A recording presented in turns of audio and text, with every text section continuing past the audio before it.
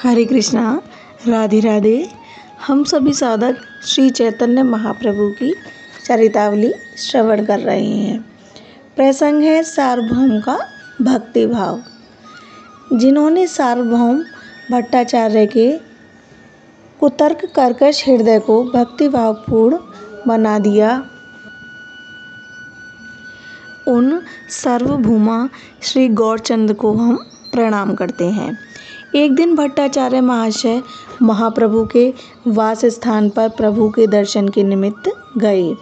प्रभु ने बड़े ही प्रेम से उन्हें बैठने के लिए आसन दिया। महाप्रभु की आज्ञा से आसन पर बैठने के अनंतर हाथ जोड़े हुए सार्वभौम ने कहा, प्रभु, एक बात का स्मरण करके मुझे अपने ऊपर बड़ी भारी ग्लानि हो रही है। मैंने अपने शास्त्रीय ज्ञान के अभिमान में आपको साधारण सन्यासी समझकर उपदेश देने का मिथ्या अभिमान किया था। इससे मुझे बड़ा दुख हो रहा है। आचार्य गोपीनाथ जी के साथ आपकी कड़ी आलोचना भी की थी, इसलिए अब अपने उन पुराने कृत्यों पर बड़ी लज्जा आ रही है। महाप्रभु ने अत्यंत ही स्नेह प्रदर्शित करते हुए कहा, आचार्य, यह आप कैसी भूली भूली सी बातें कर रहे हैं। हाल तो जहाँ तक मैं समझता हूँ, आपने मेरे संबंध में ना तो कोई अनुचित बात ही कही और ना कहीं अशिष्ट व्यवहार ही किया। आप जैसे श्रद्धालु शास्त्रज्ञ विद्वान से कोई भी इस प्रकार के व्यवहार की आशा नहीं कर सकता। थोड़ी देर के लिए मान भी ले कि आपने कोई अनुचित बर्ताव किया भी, तो वह तभी तक था जब तक कि मेरा आपका प्रगाढ़ प्रेम संबंध नहीं हुआ था। प्रेम संबंध हो जाने पर तो पुरानी सभी बातें भुला दी जाती हैं। प्रेम होने पर तो एक प्रकार के नूतन जीवन का आरंभ होता है। जिस प्रकार जन्म होने पर पिछली सभी जन्मों की बातें भूल जाती हैं, उसी प्रकार प्रेम हो जाने पर तो पिछली बातों का ध्यान ही नहीं रहता। प्रेम में लज्जा, भय, संकोच, शिष्टाचार, क्षमा, अपराध आदि द्वैधी भाव को प्रकट करने वाली वृत्तियाँ चलती ही रहती हैं। वहाँ तो नित्य नूतन रस का आस्वादन करते रहना ही शेष रह जाता है। क्यों, ठीक है ना? सार्वभौम ने इसका कुछ भी उत्तर नहीं दिया। वे क्षणभर चुपचाप ही बैठे रहे।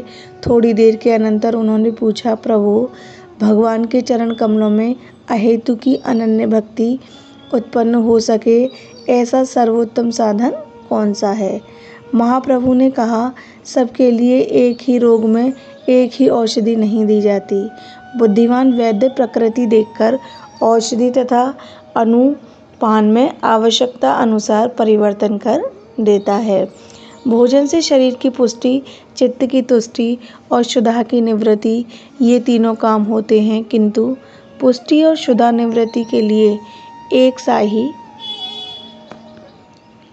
भोजन सबको नहीं दिया जाता। जिसे जो अनुकूल पड़े उसी का सेवन करना उसके लिए लाभप्रद है। शास्त्रों में भगवत प्राप्ति के अनेक साधन तथा उपाय बताए हैं, किंतु इस कलिकाल में तो हरि नाम स्मरण के अतिरिक्त कोई भी दूसरा साधन सुगमतापूर्वक नहीं हो सकता। वर्तमान समय में तो भगवान नाम ही सर्वोत्तम साधन है। सार्वभौम ने पूछा, प्रभु, भगवान नाम स्मरण की प्रक्रिया क्या है? प्रभु ने कहा, प्रक्रिया क्या? भगवान नाम की कुछ भी प्रक्रिया नहीं। जब भी समय मिले, जहाँ भी हो, जिस दशा में भी हो, भगवान नामों का मुख से उच्चारण करते रहना चाहिए। भगवान नाम का नियत संख्या में जप करो। जो भी अपने को अत्यंत प्रिय हो उसे भगवान के रूप का ध्यान करो। भगवान नामों का संकीर्तन करो। भगवान के गुणानुवादों का गायन करो। भगवान की लीलाओं का परस्पर में कथन और श्रवण करो। सारांश यह है कि जिस किसी भी भांति हो सके अपने शरीर, प्राण, मन तथा इंद्रियों को भगवत परायण हो रखने की चेष्टा करो। सार्वभौम ने पूछा, प्रभु, ध्यान कैसे किया जाए? प्रभु ने कहा, अपनी वृत्ति को बाहरी विषयों की ओर मत जाने दो।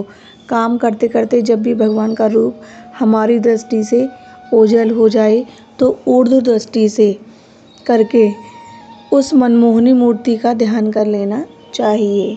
इस प्रकार भगवान नाम के संबंध में और भी बहुत सी बातें होती रहीं। अंत में जगदानंद और दामोदर पंडित को साथ लेकर सार्वभौम अपने घर चले गए। घर जाकर उन्होंने जगन्नाथ जी के प्रसाद की भांति भांति के बहुत से सुंदर सुंदर पदार्थ सजाकर इन दोनों पंडितों के हाथों प्रभु के लिए भेजे और साथ ही अपने श्रद्धांजलि स्वरूप नीचे के 2 श्लोक भी बनाकर प्रभु की सेवा में समर्पित करने के लिए दिए। वैराग्य विद्या निज भक्ति योग शिक्षार्थ में कह पुरुष पुराणः श्री कृष्ण चैतन्य शरीरधारी कृपामुधीर्य स्तमहम प्रप्रहे कालांतष्टकम भक्ति योगम निजः चह प्रादुष्कर्तुम कृष्ण चैतन्य नामा आविर्भूतस्य पादारविंदे गाढ़म गाढ़म लियताम चित्रभृंगहम। जो दयासागर पुराण पुरुष अपने ज्ञान वैराग्य और भक्ति योग की शिक्षा देने के निमित्त श्री कृष्ण चैतन्य नाम वाले शरीर को धारण करके प्रकट हुआ है, मैं उसकी शरण में प्राप्त होता हूँ। समय के हेर फेर से नष्ट हुए अपने भक्ति योग को फिर से प्रचार करने के निमित्त श्री कृष्ण चैतन्य नाम से जो अवनी पर अवतरित हुए हैं, उन श्री चैतन्य चरण कमलों में मेरा चित्त रूपी भौरा अत्यंत लीन हो जाए। जगदानंद और दामोदर पंडित प्रभु के स्वभाव से पूर्ण रीत्या परिचित थे। वे जानते थे कि महाप्रभु अपनी प्रशंसा सुन ही नहीं सकते। प्रशंसा सुनकर प्रसन्नता प्रकट करना तो दूर रहा, उल्टे वे प्रशंसा करने वाले पर नाराज होते हैं। इसलिए उन्होंने इन दोनों सुंदर श्लोकों को बाहर दीवार पर पहले लिख दिया। तब जाकर भोजन सामग्री के सहित वह पत्र प्रभु के हाथ में दिया। प्रभु ने उसे पढ़ते ही एकदम टुकड़े टुकड़े करके बाहर फेंक दिया, किंतु भक्तों ने तो पहले से ही उन्हें लिख रखा था। उसी समय मुकुंद उन्हें कंठस्थ करके बड़े ही सुंदर स्वर से गाने लगे। सभी भक्तों को बड़ा आनंद रहा। थोड़े ही दिनों में ये श्लोक सभी गौर भक्तों की वाणी के बहुमूल्य भूषण बन गए। एक दिन सार्वभौम प्रभु के समीप बैठकर कुछ भक्ति विषयक बातें कर रहे थे। बातों ही बातों में सार्वभौम श्रीमद् भागवत के इस श्लोक को पढ़ने लगे। ब्रह्मा जी भगवान की स्तुति करते हुए कह रहे हैं, हे भगवान, जो पुरुष तुम्हारी कृपा की बाट जोहता हुआ अनासक्त भाव से अपने कर्मों का जैसा भी प्राप्त हो वैसा फल भोगता हुआ तथा शरीर वाणी और मन से तुम्हारी वंदनादि भक्ति करता हुआ जीवन बिताता है, अंत में जिस प्रकार पिता की कृपा से पुत्र उसके धन का स्वामी होता है, उसी प्रकार वह पुरुष मुक्ति फल का भागी होता है। सार्वभौम भट्टाचार्य ने इस श्लोक के अंतिम चरण में मुक्ति के स्थान में भक्ति पाठ पढ़कर यह अर्थ किया कि वह भक्ति का अधिकारी होता है। महाप्रभु ने हंसते हुए कहा, भट्टाचार्य महाशय, आपको अपने मनोकूल अर्थ करने में भगवान व्यासदेव के इस श्लोक में पाठ परिवर्तन करने की आवश्यकता ना पड़ेगी। आप समझते होंगे इस श्लोक से मुक्ति को ही सर्वश्रेष्ठता प्राप्त हो जाती है। यह बात नहीं है, भगवान व्यासदेव स्वयं ही भगवत पाद सेवन को मुक्ति से भी बढ़कर बताते हैं। भगवान में भक्ति करने वाले भक्तजन सालोक्य, सृष्टि, सामीप्य, सारूप्य और एकत्व, ये 5 प्रकार की मुक्ति मैं उन्हें दूंगा। तो भी मेरी सेवा को छोड़कर इनकी इच्छा नहीं करते। यानी भक्त तो भगवत सेवा के सामने मुक्ति तक की उपेक्षा कर देते हैं। इस सिद्धांत का प्रतिपादन करने वाले भगवान व्यासदेव समस्त साधकों की स्थिति का नाम मुक्ति कैसे कथन कर सकते हैं। इस श्लोक में मुक्तिपाद ऐसा पाठ है, इसका अर्थ हुआ मुक्ति ही पदे यस्य सह मुक्तिपदः, अर्थात मुक्ति है पैर में जिसके ऐसे श्री कृष्ण भगवान को प्राप्त होता है। अर्थात मुक्ति है पूर्व पद में जिनके ऐसे 90 पदार्थ से आगे 10वें पदार्थ अर्थात श्री कृष्ण को प्राप्त होता है। श्रीमद् भागवत में 10 पदार्थों का वर्णन है, जैसा कि निम्न श्लोक में वर्णन है। श्रीमद् भागवत में सर्ग, विसर्ग, स्थिति, पोषण उति, मनवंतर, ईश कथा, निरोध, मुक्ति और आश्रय,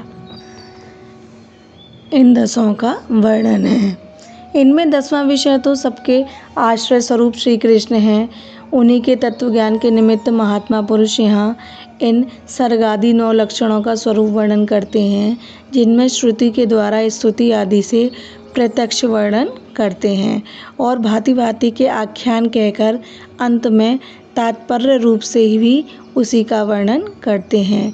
सारांश यही कि चाहे तो देवता आदि के द्वारा तू ही सबका आश्रय है यह कहकर उनका वर्णन किया हो, या अम्बरीश आदि की कथा कहकर अंत में यह तात्पर्य निकालो कि बिना भगवत शरण प्राप्त किए कल्याण नहीं है। कैसे भी कहा जाए, सर्वत्र उसी 10वें आश्रयभूत श्री कृष्ण के चरणों में प्रीति होने के ही निमित्त श्रीमद्भागवत की रचना हुई है। इसलिए मुक्ति पद वे ही श्री कृष्ण भगवान हो सकते हैं। यहाँ षष्ठी सामीप्य आदि मुक्ति से तात्पर्य नहीं है। सार्वभौम ने कहा, प्रभु मुझे तो आपकी इस व्याख्या से संतोष हो गया और यहीं यहाँ मुक्ति पद शब्द का भाव होगा, किंतु सब लोग तो प्रचलित अर्थ में ही मुक्ति पद का अर्थ करेंगे, इसलिए मुक्ति भक्ति पाठ ही सुंदर प्रतीत होता है। प्रभु ने हंसकर कहा, यह तो मैंने वैसे ही वाग्मी विनोद के निमित्त पदों की खींचातानी करके ऐसा अर्थ किया है। वास्तव में तो मुक्ति पद का अर्थ संसारी सभी बंधनों से मुक्त होना है। संसार के बंधनों से मुक्त होने पर प्रभु पद के अतिरिक्त उसे दूसरा कोई आश्रय ही नहीं। बंधन छूटना चाहिए, फिर चाहे उसी के बनकर उसके पाद पद्यों में लोट लगाते रहो या उसी में घुल मिल जाओ, सब एक ही बात है। उनके चरणों का आश्रय पकड़ना ही मुख्य है। इस प्रकार की शब्दों की खींचातानी में क्या रखा है? ऐसी खींचातानी तो पक्षपाती पुरुष अपने पक्ष को सिद्ध करने के निमित्त किया करते हैं। जिसे श्री कृष्ण के चरणों में से ही प्रेम करना है, उसे पक्षपात से क्या प्रयोजन। प्रभु के ऐसे उपदेश को सुनकर सार्वभौम भट्टाचार्य को बड़ी शांति हुई और वे प्रभु को प्रणाम करके अपने घर को चले गए। अब यह प्रसंग यहीं विश्राम लेता है। हरे कृष्णा, राधे राधे।